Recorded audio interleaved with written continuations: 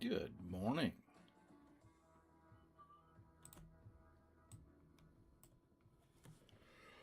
Uh, Welcome to the show, guys. This is, what is this? Today's the 25th January. We have been dealing with a lot of fog in California. So, we have a special issue of what happens in the fog. So, I had a question brought up this week about how the laser that we use for grading is affected by the fog. So I did a quick search and I kind of know what happens with it. And there's a couple things that came up on the job site because of the fog that we've been dealing with. Uh, First, to kind of give you an idea of the fog we've been dealing with. If you didn't see the picture from the intro,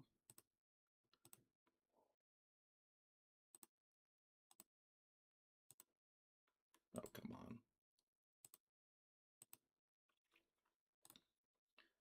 this is what we've been showing up to in the mornings. It's a nice dense fog, and we use lasers to set grade and to check grade and whatnot. And it does affect the laser and how it functions. So yeah, you can see the timestamp I've got here on my machine. Now this is on a 24-hour clock, so that's 11:30, just before lunch, and you can still see the fog outside is bad. And this is what we've been dealing with. So here's this would be almost 3 o'clock. Um, Actually 13. That's 1 o'clock, so almost 2 o'clock. Um, and then that is 3:30. Still got fog in the background.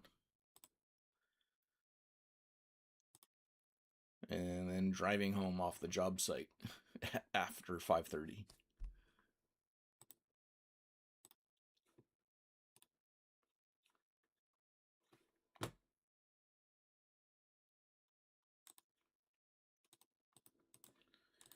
So I am going to tell you the effects of the fog on the lasers. What we've got here is we have so I did an AI search on this. Scattering, attenuating, and reflecting the beam, which reduces range and accuracy. That's the basics of what happens to the laser when you have to deal with the fog in lasers. So beam diffusing and scattering of the laser. So fog particles scatter the laser light in all directions, making the beam visible but reducing its intensity at the target. So the laser, it spins around circles. It's just swinging a beam like a lighthouse on the ocean or on a big lake, like the Great Lakes, or a bunch of lighthouses. And this laser hits the receiver, and the receiver catches where it's hitting the most intense part, and it's hitting. Now, if your laser's hitting all these molecules and it's scattering the beam larger the further away you go, you start getting weird readings. You don't know if you're on grade or if you're not on grade. So it reduces the distance at which the laser can be used. Now, luckily on this project, we have to reset up our laser like every 50 to 100 feet because the grade keeps changing, which is a problem within itself. And this leads to the increased noise of the laser. So it's scattering, increases more noise, which means the laser beam is normally about yay big, and then it turns into like this big because it's scattering. And the portions that you're hitting, you start getting that false readings. Reduced range, obviously, the further away you get, the more dense the fog is, and it just won't reach the receiver at that point. Accuracy issues, just talked about that. False readings, just talked about that. The other issue that we actually ran into the biggest was condensation on the laser itself. So the laser, I wish I had gotten a picture of this thing. So the laser sits on a stand and has a little glass house that the laser shoots out of. The problem we ran into is we pulled it out of the box, put it on the stand, tightened it down, turned it on. Well, the box was kind of warm, being that it was in the truck. And in this case, as soon as you pulled it out, it starts to condensate water just like on your windshield, and it doesn't have a defogger. So the glass on it got all fogged up and had a whole bunch of moisture on it. And my groundman man, he just couldn't figure out why he was having so many problems.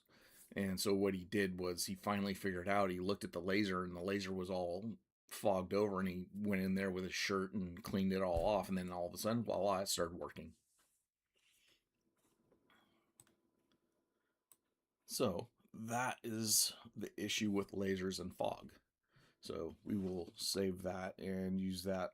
Maybe I'll record this, take this, and pop it over on the main channel just as a little talking point, and then maybe I'll grab some photos and put some photos in there.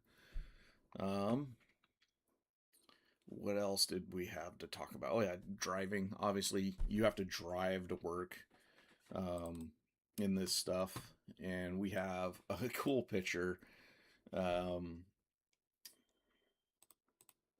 I took at work. We were waiting outside the gate, and this is the picture I took. I was behind the crew truck. I turned my headlights are still on, but anyways, I took this picture behind the crew truck, and we have these can't security cameras that are at the gate and on the job site that have this giant, bright, flashing blue light, and this is what it did. But you can see the flashing there. I just managed to get a good shot of it flashing.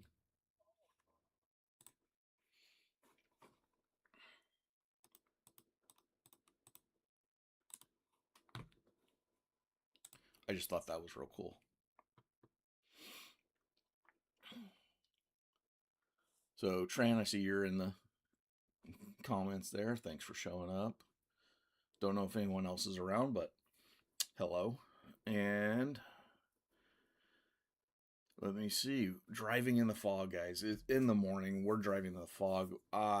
In this 2 weeks of fog, I have seen two major accidents. The area in which I drive in, it's a 4 lane, so 2 lanes going one way, 2 lanes going the other way, with about a 60-foot wide barrier in the middle. There's no actual barrier, but it's just a dirt section that separates the two highways, or the highway going north and south.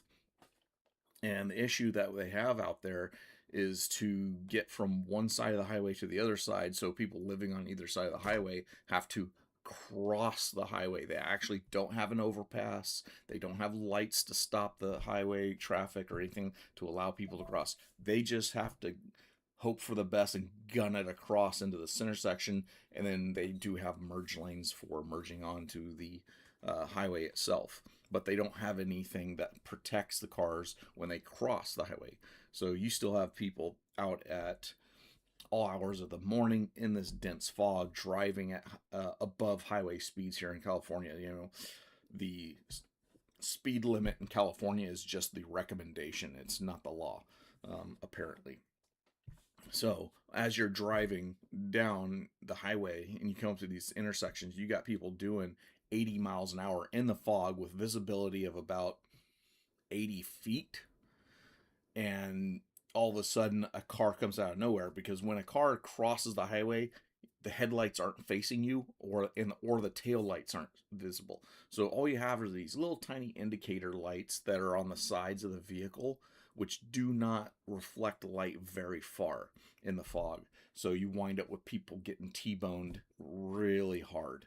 And there were two major accidents just in the last 2 weeks. So when you're driving in the fog, slow down. If you can't see very far, one of the safety things that I see a lot is people that drive really slow in the fog because they're really worried about it. They drive on the fog line and they put their emergency flashers on, but continue driving. Do not stop on the highway, because that's just a recipe for getting hit. The flashers do indicate pretty far off into the fog, further than your standard low density running lights. So you got to make sure you have flashers on. You just hang to the right side, and anyone that's driving at speed usually hangs in the left lane, hoping for the best. And then same thing when you gotta go around the guys with the flashers. If you're not one of those guys and you're passing them, just make sure you go around them, pull back over to the right lane, and continue on. So that way the idiots in the fog can just blow by you on the left lane. But yeah, those two accidents were pretty bad. I didn't get any pictures of them because, it just didn't. Let's see if I had anything new. Went over and visited my nephews. Let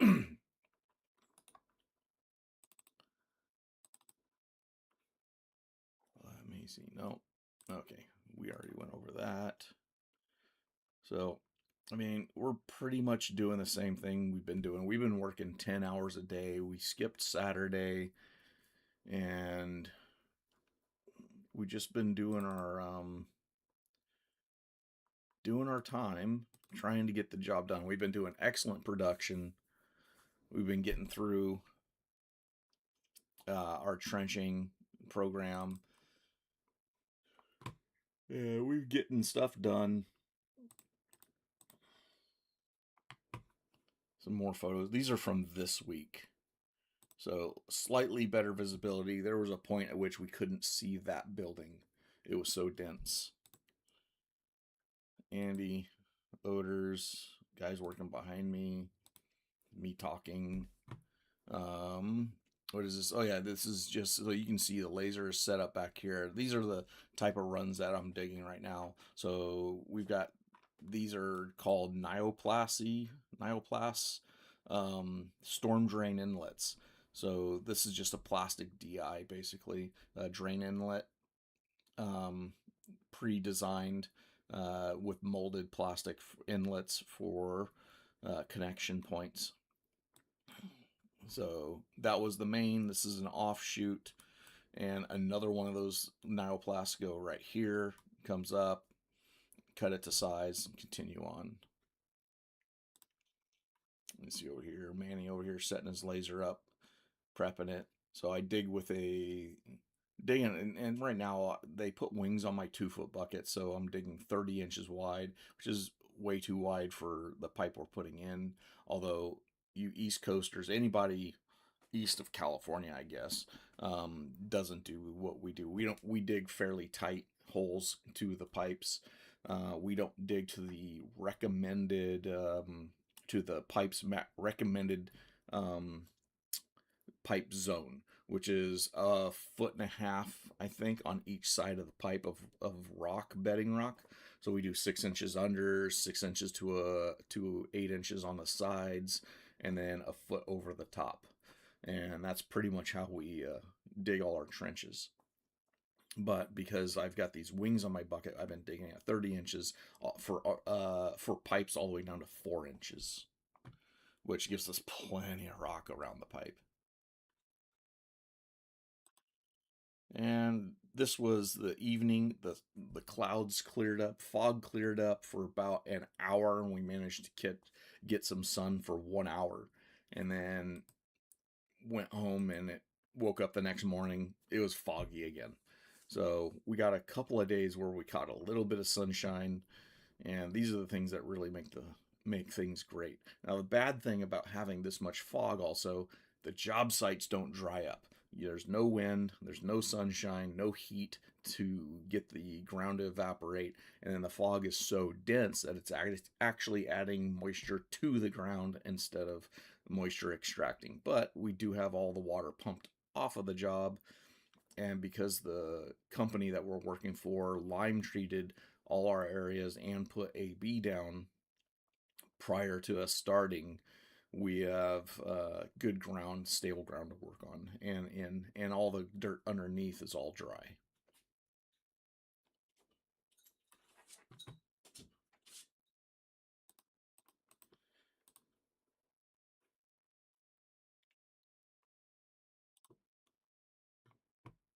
I don't know. Did you see any of that? I don't know. I don't know if I transitioned over to show you those pictures. Gran, did I put those pictures up? Or did I screw up? I don't know. But anyways, got any questions there, buddy? Anybody got questions? Nope. Oh, I put it up on my second screen and didn't put it up on my primary. Dude, you gotta post something when I start screwing up like that. I need you to keep me on top of my game. There, is that working now? That's working now. There you go. These are the pictures. There's the Neoplasty. Got our ladder in our little, big ladder in our little ditch.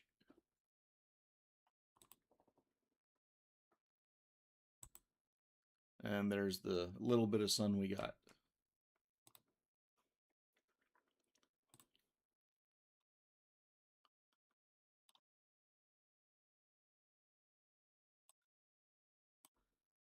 And as usual, Tran did make a trip out and about his town. Got some more pictures of equipment.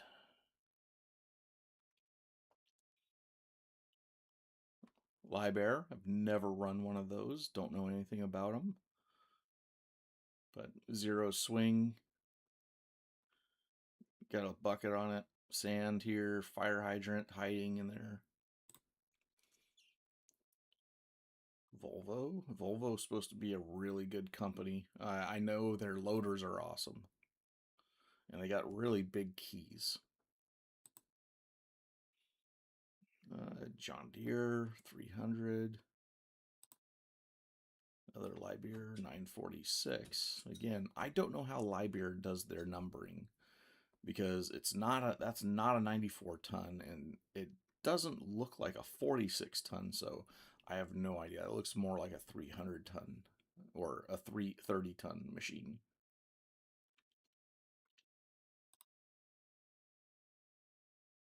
Another Volvo 290. So that would be a 29 ton if I would read it that way, because it's definitely not a 90 ton. Hitachi Zero Swing with a claw and an optional bucket, which kind of looks like it'd be a pain to use, but when you're ripping down buildings, I guess it doesn't matter that much. Ooh, there we go. The claw. Ooh. I have run one of these big giant ones. These things will cut anything in half. Take a K-rail that's like in the center of a concrete K-rail and just chomp it in half. No problem. These things just bite and crunch, and they can rotate 360 degrees up here. They have a turret, and this is the big one because this is the entire machine. Now, the one I ran was attached to a brand new Hitachi 420, and that thing was smooth. Really liked it, and they brought me out some big things to crunch up. I was basically crunching up a whole bunch of K-rail and railing that came off the Highway 80 going up and over the mountain up to Truckee. Did that for a few months. Okay, another John Deere 160 little guy, standard counterweight. I got a rebar wall down here. Not exactly, I don't know if that looks straight or not. I mean, shoddy workmanship. I don't know. But they're definitely going to stack bricks on this. So this is like a footing. And then what they'll do is they'll take these open core bricks and they'll slide them over the rebar sticking up out of the concrete, and they'll just stack them, creating a wall. And then they'll fill it with concrete, and that's where the rebar will hold that wall down into place on top, not instead of just the weight and some mortar holding it together. It makes it a nice solid unit.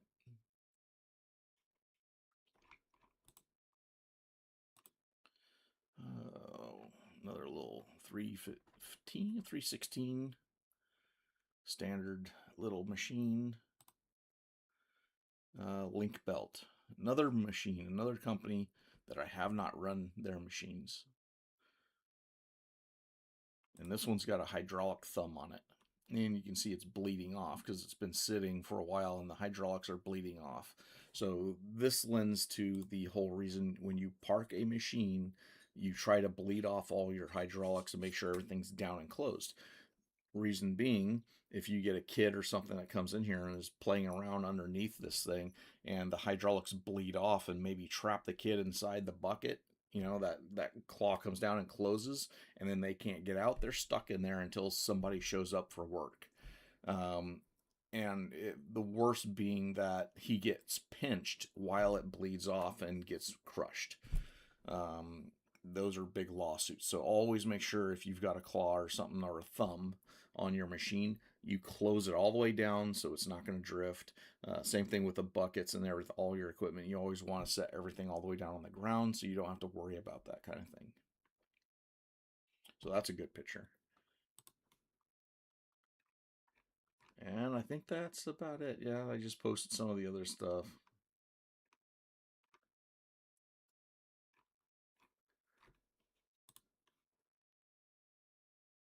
No, this is kind of a picture from a training center where they're training up operators. I think this is AI created though.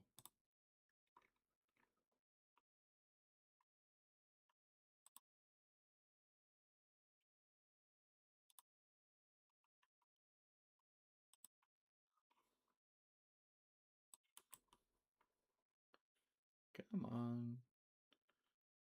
Just thought this was a cool little video I posted.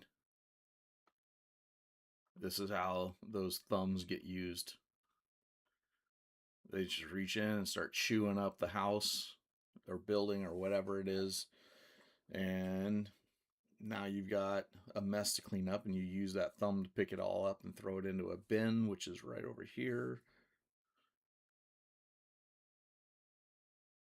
This guy's just working through the roof, tumbling it all down, collapsing it all into itself. You can see him pushing out, throw everything into the center on top of the concrete pad instead of out in the dirt. Because you don't want to start picking up dirt off the ground and throwing it in the bin if you don't have to. So you only want to pick up the mess you're making.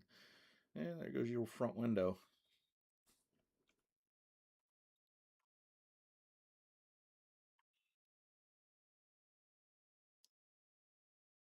But that's cool.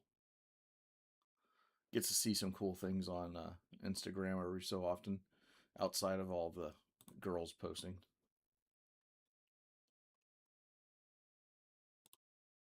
Oop. All right. Do we have anybody else in here that wants to ask a question? Okay, Tran's got a question. But what I do have to tell you is that I can only send pictures in Discord. I can't do videos because I don't have enough nitro. Yeah, that they are a thing like that. Um, oh, transition. You guys don't need to see all that. Okay. Oh, the wormhole. Yeah, so that's fine, dude. You post the pictures, you post the links and stuff there in in our Discord, and then I can show them to everybody.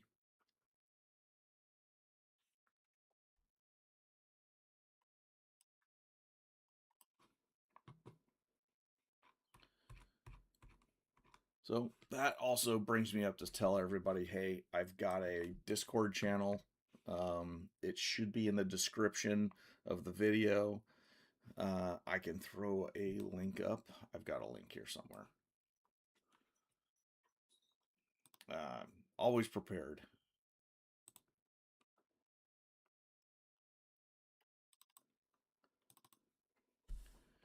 And where Instagram live chat with me. Oh yeah, Sircles. I use Sircles as well. But Discord is probably the best way to get a hold of me. I hate Windows 11.